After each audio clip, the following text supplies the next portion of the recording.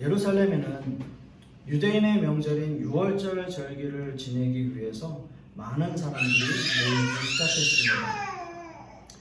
유월절은 모든 민족들이 반드시 지켜야 하는 절기이고요. 특별히 남자들이라면 반드시 그 절기에 참석해야 하는 것이 법이었습니다. 그래서 많은 유대인들이나 종교 지도자들은 예수님이 이 명절에 오실지 아니면 오시지 않을지 그렇게 예수님을 주시하고 있었던 거죠. 예수님은 자신을 죽이려 하는 그 종교 지도자들을 피해서 한적한 곳에 머무시다가 6월절 엿새 전에 베다니로 오셨고 그리고 드디어 오늘 예루살렘 성을 입성하십니다. 이미 이 소식을 들은 수없이 많은 사람들은 예수님을 기다리고 있었겠죠. 예수님께 병고침을 받은 많은 사람들이 있었고요. 그리고 나면서 소경되었다가 눈을 뜨게 된 사람도 있었고요. 죽었다가 다시 살아난 나사로라고 하는 사람도 있었고요. 또 이런 예수님의 기적을 체험한 사람들뿐만이 아니라 그것을 목격한 사람들, 또 그 사람들의 가족들까지, 그들의 친인척들까지 그들은 그렇게 많은 이야기들을 전해들은 수없이 많은 사람들이 모여서 예수님을 환호하고 있습니다. 그리고 그들은 이렇게 외쳐요. 호산나, 호산나, 호산나. 저와 여러분들도 호산나라고 하는 이 단어의 의미 너무나 잘 아실 것입니다. 제발 구원하소서. 제발 우리를 구원하소서라고 하는 너무나 간절한 의미를 담고 있어요. 우리를 구원해 주소서. 우리를 구원해 주소서. 우리를 구원해 주소서라고 예수님께 외치고 있는 거예요. 그런데 이렇게 수없이 많은 사람들이 예수님의 예루살렘 입성을 환영하고 간절한 마음으로 호산나라고 외치면서 승리를 상징하는 종려나무 가지를 흔들었는데 왜 사람들은 그렇게 모두 예수님을 배신하고 예수님을 죽이고자 하는 편에 서게 되었느냐라고 하는 거죠. 오늘 보면 요한복음 12장 16절 말씀을 보시면 제자들은 처음에 이 일을 깨닫지 못하였다가 예수께서 영광을 얻으신 후에야 이것이 예수께 대하여 기록된 것임과 사람들이 예수께 이같이 한 것임이 생각났더라라고 말씀하고 있어요. 분명히 제자들 역시도 그 당시에 사람들과 비슷한 마음이었고 예수님이 십자가에 죽으셨다가 부활하신 후에야 지금의 이 상황을 깨닫게 되었다라고 하는 말씀입니다. 그런가 하면 죽었다가 살아난 나사로의 사건으로 인해서 수없이 많은 사람들이 예수님을 믿게 되었고요. 수없이 많은 사람들이 예수님의 예루살렘 입성을 환영하는 모습을 보고 바리새인들과 종교 지도자들 사이에서도 분열이 일어나고 있는 모습을 볼 수 있습니다. 오늘 이거 보면 마지막 19절 말씀을 보시면 바리새인들이 서로 말하되 볼지어다 너희 하는 일이 쓸데없다.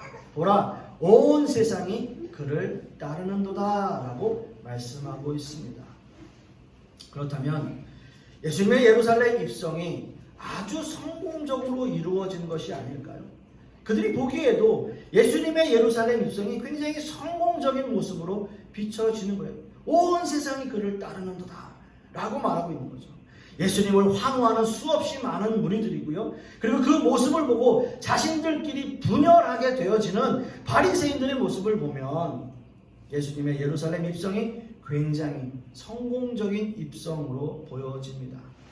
그런데 왜 예수님을 따르던 수없이 많은 사람들이 예수님을 회신하게 된 것일까요? 그렇게 환호하던 사람들이 불과 며칠 만에 자신들의 생각을 바꾸게 된 결정적인 이유가 무엇이냐라고 하는 거죠.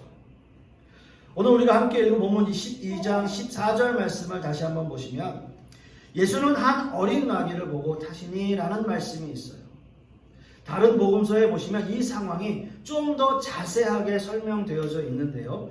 예수님은 제자 둘을 마을로 보내서 나귀를 가져오게 하십니다.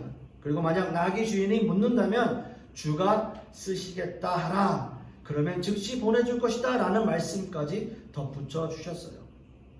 여러분 한번 생각해 보세요. 만왕의 왕으로, 이 땅에 만왕의 왕으로 오신 예수님이 정말 거대한 말도 아니고 나귀, 그것도 어린 나귀를 타셨다는 것은 상식적으로 이해가 가지 않는 상황일 수 있습니다. 물론 나귀를 타셨다는 것은 예수님의 겸손을 상징하기도 합니다. 그러나 예수님이 나귀를 타신 가장 큰 목적과 의도는 그들과 전혀 싸울 의사가 없다라고 하는 거예요. 여러분, 이스라엘 민족의 구약 시대를 보시면 이스라엘 민족이 다른 민족들과 싸움에서 말 타고 병거를 거느리고 그들이 싸움에서 이겼다라고 하는 내용은 없어요. 그런 내용은 없습니다. 거의 모든 싸움이 하나님의 말씀에 순종하고 따르느냐 아니면 하나님의 말씀에 불순종했느냐에 따라서 그들의 승패가 좌우되어졌던 거예요. 이스라엘 민족은 말과 병거가 없어서 군사력은 사실 형편없었지만 그들에게는 하나님이 함께 하셨기에 모든 전쟁에서 승리할 수 있었던 것입니다. 여러분, 출애굽 당시에도요, 말과 병거로 이스라엘 민족을 추격하던 애굽의 군대가 어떻게 됐습니까? 모두가 다 홍해에서 수장되어져 버린 것. 그것 역시도 놀라운 하나님의 기적이죠. 하나님의 능력이었어요. 여러분께서 너무나 잘 아시는 기드온 300용사 역시 마찬가지예요. 미디안과의 전투에서 그들이 손에 들었던 것 칼과 창 아닙니다. 항아리와 횃불이었어요. 그리고 전쟁에 참여하는 3만 명 이상 되는 군인들도 오히려 다 돌려보내십니다. 혹시 자신들의 힘으로 싸워서 이겼다라고 할까봐 그냥 돌려보내는 거예요. 오로지 하나님이 필요한 사람은 300명, 그것에 불과했어요. 그리고 그들에게 창과 활을 준 것이 아니라, 창과 방패를 준 것이 아니라 그들의 손에는 항아리와 횃불만 들고 있었어요. 그리고 미디안의 군대는 수만 명이었습니다. 여러분, 이 전쟁이 상식적으로 어떻게 기드온이 이길 수 있는 전쟁입니까? 아니에요. 그러나 하나님이 함께 하신다면, 하나님께서 그 어떤 무기와 군사력도 그렇게 다 무마시켜버리고 하나님께서 싸워주시니까 이길 수 있었던 거예요. 하나님께서 함께 하셨습니다. 구약시대에 일어났던 모든 전쟁에서 이스라엘 민족은 항상 군사적으로 열세였고요. 하나님을 의지하지 않았다면 그들은 절대 이길 수 없는 싸움들이었어요. 물론 최소한의 교통수단이나 농사, 그리고 솔로몬 시대에는 자신의 세력을 과시하기 위해서 병거를 두긴 했지만 그 일로 인해서 하나님 앞에 책망받는 일이 되었던 사실은 있습니다. 아마도 이스라엘 민족의 오해가 바로 여기에 있었던 것 같아요. 자신들을 로마의 압제에서 구원해줄 메시아 예수 그리스도께서 거대한 말이 아니라 나귀, 그것도 어린 나귀를 타고 예루살렘 들어오고 계시는 그 모습, 사실 겸손이라는 단어를 쓰기보다는 뭔가 좀 너무 초라한 모습인데 예수님께서 어떻게 만왕의 왕께서, 메시아께서 어떻게 이렇게 예루살렘 들어오실 수 있지? 이런 생각이 들었던 겁니다. 이 광경을 긴장감 속에 너무나 주의 깊게 보고 있던 사람들이 또 있었어요. 바로 로마 정부 사람들이었습니다. 혹시 그들에게 어떤 폭동이라도 일어날까, 밀란이 일어나서 예수님을 중심으로 어떤 민족운동이 일어나고 이런 거 너무 골치 아픈데, 근데 그 예수님께서 들어오시는 광경 보면서 여러분 어땠을까요? 좀 뭔가 이렇게 비웃지 않았겠어요? 나귀 타고, 그때 저 어린 나귀 타고 들어오신다고, 아마도 그렇지 않았을까 상상해 봅니다. 예수님이 나귀를 타신 이유는 바로 이거예요. 전쟁이 아닌 사랑과 화평의 의미입니다. 예수님의 희생으로 말미암은 구원을 위해서 나귀를 타고 들어오시는 거예요. 만약 예수님이 말을 타고 전쟁을 선포하며 그 자리에 들어오셨다면 여러분 한번 상상해 보세요. 누가 살아남을 수 있겠어요?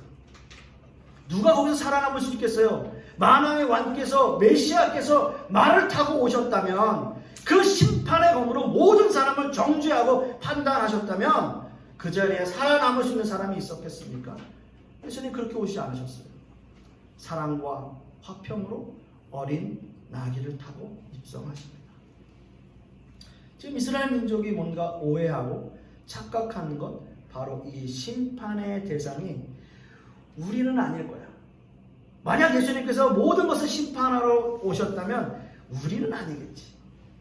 이런 생각이죠. 그렇게 예수님께 저 로마 제국을 심판해 주십시오. 저들을 벌해 주십시오. 이렇게 외치는 거예요. 그래서 호산나예요.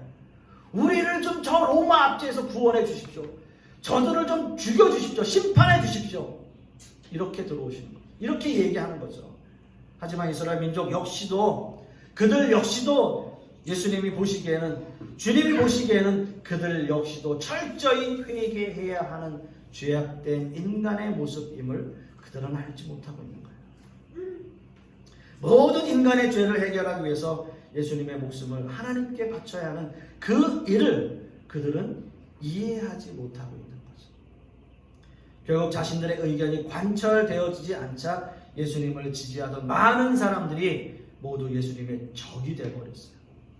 그리고 결국 예수님을 십자가에 못 박기 위해 예수님을 배신하게 되는 상황까지 이르게 됩니다.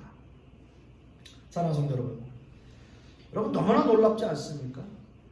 방금 전까지 예수님을 지지하면서 호산나 호산나 호산나 외치던 수없이 많은 사람들이 이제는 예수님의 십자가에 죽여달라고 예수님께 고함치고 있는 거예요. 이것이 우리에게 있는 인간의 어떤 죄의 본성일 수 있어요. 그러나 주님은 우리를 구원하기 위해서 이 땅에 오셨고요, 구원의 길을 열어주셨습니다. 여러분, 이게 은혜예요. 이것이 우리가 열심히 신앙생활을 해야 하는 이유가 될 것입니다. 열심히 믿는 이유도 바로 여기에 있어요. 예수 그리스도께서 우리를 위해서 십자가에 죽으셨다. 두 번째는요, 우리가 함께 읽은 본문 12장 16절 말씀을 다시 한번 보시면, 제자들은 처음에 이 일을 깨닫지 못하였다가 예수께서 영광을 얻으신 후에야 이것이 예수께 대하여 기록된 것임과 사람들이 예수께 이같이 한 것임이 생각났더라 라고 말씀하고 있습니다. 제가 초두에 말씀드렸던 것처럼 제자들 역시 지금의 이 상황을 그 당시에는 깨닫지 못했다라는 말씀을 하고 있어요. 예수님의 제자들 역시도 예수님의 십자가 사건 때에는 다 도망가고요, 예수님의 부활을 목격하고 성령의 충만함을 받고 나서야 진정한 주님의 제자로서의 삶을 살아갔던 사람들입니다. 결국 나중에야 그때 당시에 예수님의 모습, 그리고 자신들의 모습, 그리고 수없이 많은 사람들의 모습을 그려보면서 그때는 그래서 그렇게 하셨구나 라는 상황을 이해하게 되었다라고 하는 거죠. 예수님의 예루살렘 입성 기사는 이 사복음서에 모두 기록이 되어 있고요, 서두에 말씀을 그렇게 드렸습니다. 그런데 사복음서 중에 누가복음에만 기록되어 있는 말씀이 있어요. 그것이 소위 예루살렘 애가라고 불리는 장면입니다. 예수님이 예루살렘 성을 바라보시면서 눈물을 흘리셨고 예루살렘 멸망을 선포하셨던 장면이 유일하게 누가복음에만 기록이 되어 있는 거죠. 예루살렘은 AD 70년 로마 디도 장군에 의해서 완전히 멸망하게 되고 이스라엘 민족은 뿔뿔이 흩어져서 유랑민족, 즉 디아스포라 유대인들이 되었어요. 그럼에도 불구하고 모든 성경은 예수님의 예루살렘 입성을 승리라고 하는 단어로 점철합니다.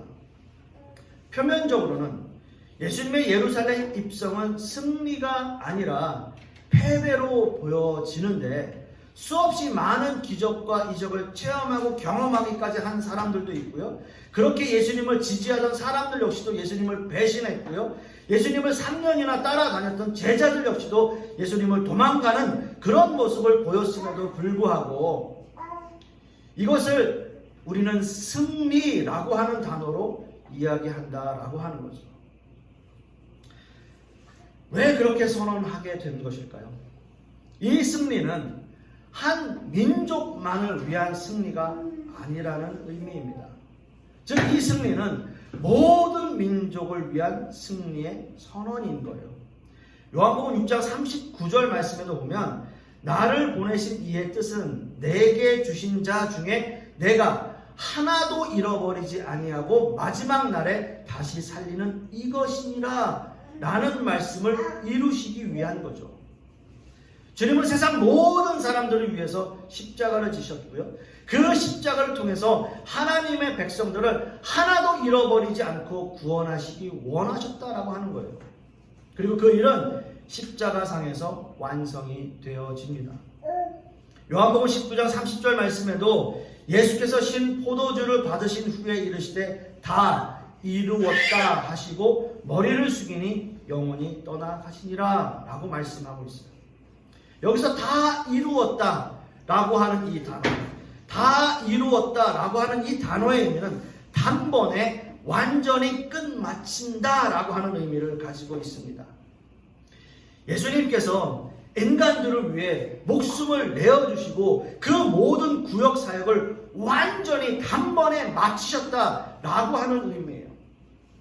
하나님의 독생자 아들이시며 동시에 완전한 사람으로 아무 죄도 없으신 예수 그리스도야말로 이 구속의 사역을 완성하실 수 있는 유일한 분이심을 선포하고 있어요. 그리고 이것은 완전한 승리를 의미합니다. 아마도 제자들 역시 이 사실을 깨닫게 되기까지 하나님의 놀라운 은혜와 성령의 간섭하심이 그들에게 분명히 있었을 것입니다. 자신들이 깨닫지 못하고 주님을 외면했었지만 주님의 은혜로 말미암아 십자가의 승리가 이런 것이구나, 이게 바로 승리구나, 이렇게 깨달았을 때는 주님을 위해서 자신의 목숨을 걸고 신앙을 지켜나가게 되었던 거죠. 우리 역시도 마찬가지입니다. 주님께서 승리하신 그 승리의 의미를 깊이 깨닫고요, 예수님의 죽으심과 부활이 내 마음과 나의 삶에 완전히 적용돼야 돼요. 예수님의 승리가 깨달아질 때 우리 역시도 세상을 승리하며 살아갈 수 있는 것입니다. 그런데 여러분, 우리가 명심해야 할 것은요, 그럼에도 불구하고 예수님의 예루살렘 성 입성은 눈물의 입성이었다라고 하는 거예요. 예수님이 예루살렘 성을 바라보시며 말씀하셨던 애가를 우리는 기억해야 돼요. 예수님이 예루살렘 성을 입성하시며 그 성을 바라보시고 눈물 흘리신 그 눈물 역시도 우리가 기억해야 돼요. 결국 예루살렘 성이 멸망당하는 것을 예수님은 끝까지 믿지 않은 불신앙의 결과에서 비롯되었다라고 하는 거죠. 자신들 역시 회개의 대상이고요, 죄인일 수밖에 없는 존재임을 망각하며 살아가는 사람들에게는 결국 멸망받을 수밖에 없는 존재임을 우리는 말씀을 통해서 다시 한번 확인하게 되는 겁니다. 또한 예수님이 예루살렘 성을 바라보시며 안타까워하신 그 마음이 우리 교회와 모든 성도님들에게도 있어야 돼요. 예수님이 눈물 흘리신 이유는 딱 한 가지예요. 그들의 멸망을 바라보시면서 안타까워하신 거예요. 이 시대에 죽어가는 영혼을 향한 간절한 마음과 안타까움이 저와 여러분들에게도 늘 있어야 된다라고 하는 거죠. 말씀을 맺습니다. 사랑하는 성도 여러분, 우리에게는 주님이 이루어 놓으신 승리하신 십자가의 능력이 저와 여러분들에게 다 있습니다. 못할 것이 없고요, 우리에게는 안 될 것이 없고 불가능이란 없습니다. 주님이 우리와 함께 하시면 우리는 무엇이든 가능해요. 주님은 겸손과 낮아짐의 모습이고요, 그리고 화평과 사랑의 모습으로 이 땅에 오셨습니다. 그리고 자신의 목숨을 내어주시기까지 우리를 사랑하신 그 사랑의 은혜, 그리고 십자가의 사랑으로 모든 것들을 다 이루시고 승리하신 이 승리는 영원한 것입니다. 이 승리의 기쁨이 오늘 저와 여러분들에게 우리의 마음속에 늘 있는 그러한 승리가 되시기를 간절히 소망하겠습니다. 기도하겠습니다. 아버지 하나님, 오늘 말씀을 통해서 이스라엘 민족들이 주님 앞에 외쳤던 그 호산나 호산나 그 외침이 혹 우리가 그들의 모습으로 외치고 있는 것은 아닌지 다시 한번 생각하는 시간 되게 하여 주시옵소서. 예수님께서 눈물 흘리신 그 눈물의 의미를 깨닫고 또한 승리의 의미를 다시 한번 생각하는 그러한 시간 될 수 있도록 주님께서 역사하여 주시옵소서. 이 모든 말씀 우리 주 예수 그리스도의 이름으로 기도하옵고, 이제는 우리 주 예수 그리스도의 은혜와 아버지 하나님의 극진하신 사랑과 성령님의 내주 교통하심이 오늘 말씀을 통해서 승리의 의미를 다시 한번 깨닫고 주님께서 우리에게 주신 그 십자가의 승리가 진정한 승리임을 우리의 마음속에 온전히 새기기를 소망하는 우리 하나님의 백성들 머리 위에, 그 자녀들 위에, 그 사업과 직장 위에, 그리고 우리 풍요로운 교회 위에 이제부터 영원토록 함께 있을지어다. 아멘.